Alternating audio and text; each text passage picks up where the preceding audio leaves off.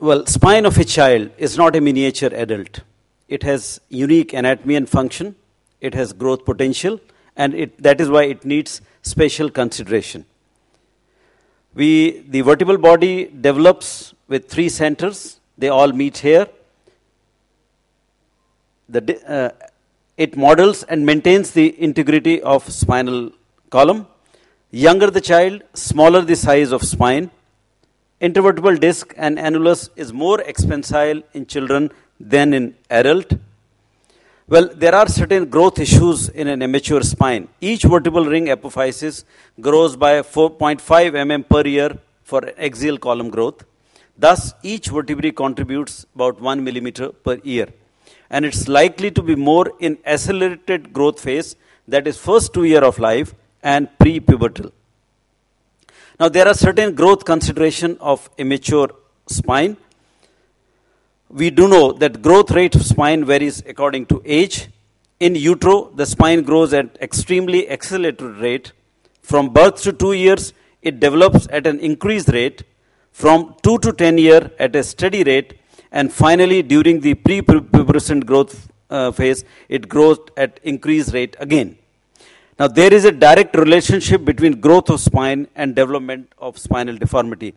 And that can be appreciated well, that if there are two facts, that if the apophysis is loaded, then it retards the growth. If apophysis is not loaded, it accelerates the growth. And that's the reason why in quadruped we have a taller vertebrae, while in human beings, which loads the vertebral apophysis, we have a less height of the vertebral body. Now, if patient has some spinal deformity, and if vertebral column is eccentrically loaded, some part of apophysis is loaded in a different rate than the other different load than the other part of the apophysis in the same vertebrae, then some part of the vertebrae will grow faster, some part of the vertebrae grow lesser. And that is the basis why the spinal deformities, any type of spinal deformities, they grow in children. TB spine in children, well, how common it is? Yes, it's very common because it is in the younger age group, a good number of patients, and it is reported as early as 4 months in a child of 4 months. How does the TB spine in children is different than that of adult? Because destruction is more in children than in adult because they are cartilaginous. Early and severe deformity occur. Deformity progresses with growth, and surgery affect the growth potential. And these four features make the TB spine in children different than in the adult. If you look at this, that this is a reconstructed CT in a, and you see that in a disease segment, there's hardly any shadow of a bone. You could see here 3D reconstruction, there's hardly any bone. See the axial images, there are hardly any flakes of bone. This cartilaginous vertebral body in a younger child has just melts away. That is why destruction is more severe. That is why deformity occurs early and it is more severe. Now, this deformity progresses with growth, as seen in this example. In 2 years' time, this deformity has progressed. Surgery also affects the growth potential, as been studied in this series, where anterior resection of bone and fusion was done in one group. Another group, only posterior fusion was done. In another group, combined anterior and posterior fusion was done. And in last, anterior debridement without fusion was done. And the results was that anterior fusion alone gave the worst result because anterior growth potential has been obliterated. Combined fusion and anterior debridement give equal growth. Anterior debridement without fusion best in term of kyphosis. So overall, radical anterior resection of bone destroys the anterior growth potential and limits the capacity for spinal remodeling. And that is why, as far as possible, lesions should be debrided, not the excised. And two, posterior element do contribute to some growth. Now, coming to management principle and diagnosis. Well, diagnosis is always clinical, radiological, imaging, hematological, bacteriological, and histological. They are the same as for the adult. But I would just like to put one issue here, that this child reported 2 months ago to us, it is about 4-year-old child, with such a severe grotesque spinal deformity. And one could see here, if you see that all scalloping of vertebral body, number of vertebral body destroyed, and this part is hardly all body has been destroyed. Now, when we saw the record of the patient carefully, He was carrying one X-ray, which was here. One could see here the diagnosis was written on this X-rays. There's such a severe shifting of tracheal shadow and such a severe destruction, but deformity is not severe. So probably this child should have been diagnosed and treated at this stage before such a severe deformity would have occurred. Well, treatment principle, drug therapy is the same as adult, except we need to monitor doses as per weight. Watch for toxicity of certain drug as ethambutol and streptomycin, and watch for change in weight, which occurs quite, you start ATT today and you decide to treat it for 1 year or 9 months. Then in this phase, child is going to gain weight, and we need to make a suitable amendment to the doses schedule. And these are the doses schedule as per RNTCP protocol, that these weight, they are put into 4 weight categories: 6 to 10 gram, 11 to 17, 18 to 25, and 26 to 30. And that's how these doses need to be increased as the patient moves from one weight range to the next weight range. General principle management TB spine remains the same for as far as the neural deficit is concerned, as far as the indication of surgery for neural deficit is concerned. But we need to be watchful for kyphosis in children. And which are these cases? There are 3 scenarios. Patients with active disease reports to you with no deformity. Patient with active disease reports with some kyphosis, and patient of healed disease and kyphosis. Patient with active disease and no kyphosis, treatment principle remains the same. Diagnosis, drug therapy are same as for adult. Continue to observe these children till the end of growth spurt, even after stoppage of drug for behavior of kyphosis, as we know some of them will progress. Patient with active disease and kyphosis, well, disease will heal, but kyphosis, is it going to remain the same or different? Then we need to know the natural history of disease in these children. Well, TB spine with kyphosis, some of them, they present with such a smaller deformity. Treat them appropriately as per indication of surgery by non-operative method if there is no other indication of surgery.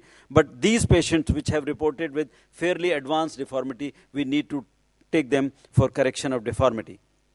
To correct those who have severe kyphosis and presentation. And what is the severe kyphosis? Anyone above 50 degree, or those kyphosis which are likely to progress even after healing of tuberculosis, which I'll be talking few slides later. Now, third category is patient with healed disease and kyphosis. For that, we need to understand the natural history of kyphosis in children.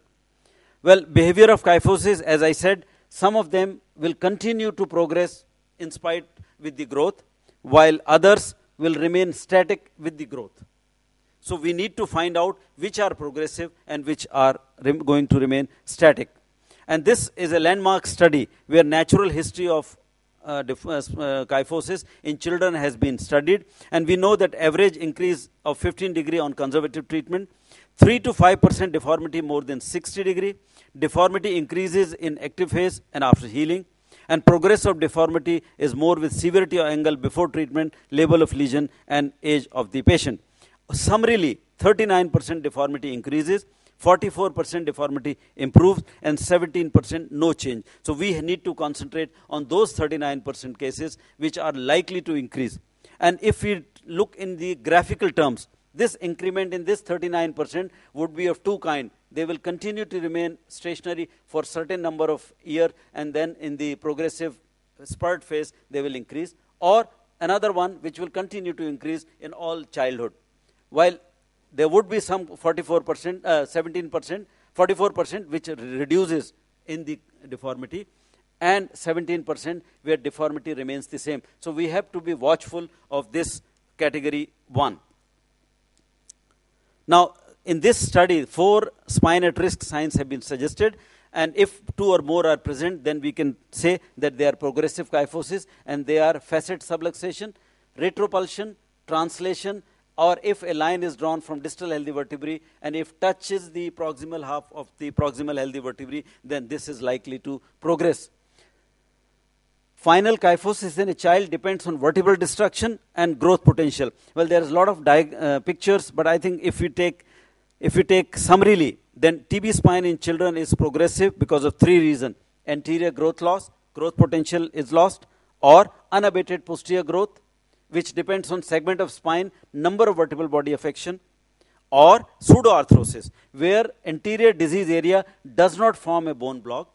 it collapses on proximal spine, keeps on collapsing onto distal spine, and it gives rise to asymmetric loading onto the distal vertebrae, and hence this kyphosis is going to progress. So these are the 4 issues in TB spine in a child for a progressive kyphosis. And that is what do I mean by all that, that here this vertebrae is growing here in this direction, this vertebrae is growing here, there is no there is pseudoarthritic in this segment, there is no loading in this part of the vertebrae, and this is going to increase exponentially, adding on to the kyphosis. And this is what is an example shown on an X-rays, and this kyphosis has increased from this here to this stage. This is another example, I would say, that we started therapy here, kyphosis was not big, but we were keeping this patient on a watch. We thought that probably this might not progress, but we were worrying about this part where it's not making the bone block. And 3 months later, one could see how the kyphosis has progressed. And the mother comes and tells the child is fine when he's sleeping. When he gets up and walks, his spine bends over proximal spine, and the deformity becomes very severe. And probably this we need to be looking to. So surgery to prevent progression of kyphosis, what are the options we have? Posterior spinal fusion alone, or correction of kyphosis in active disease. Well, as I said, if we have a progressive spine, and I have given this example, then by all criteria, this is a progressive spine. This deformity continued to increase despite a successful posterior spinal fusion in this patient. So if we have to start with a progressive kyphosis by our criteria, then posterior spinal fusion is not going to work. So kyphus correction, be more aggressive in active stage in correcting these kyphus who are likely to develop a healed kyphus more than 60 degree. And summarily, those are children where 3 or more vertebral disease in a dorsal or dorsal lumbar spine affection. And that's what correction has to be done. Well, the principle of deformity correction will be taken up by my another colleague. Why we are so worried about kyphosis progression? Because if this person continues to have this kyphotic deformity for years to come, then the patient is going to develop lot of problem: respiratory embarrassment, painful costopelvic impingement, severe lumbar canal stenosis if the deformity is a lumbar segment. So these all are going to produce a problem. And particularly if they develop a late onset paraplegia, then this prognosis is going to be further bad. Because we know in this late onset paraplegia, spinal cord becomes atrophic or myelomyelitic or syringomyelic. And even the vascular insult to the cord takes place. Hence, whenever surgery is done, it's very risky. It's always a bad prognosis because excision of this internal salient, this hard internal salient, is very difficult, and inadvertent handling of cord may leave permanent paraplegia. So hence they are poorer prognostic cases, risk of neural deterioration after surgery. And that is what is the example one could see here. One could see here that this internal salient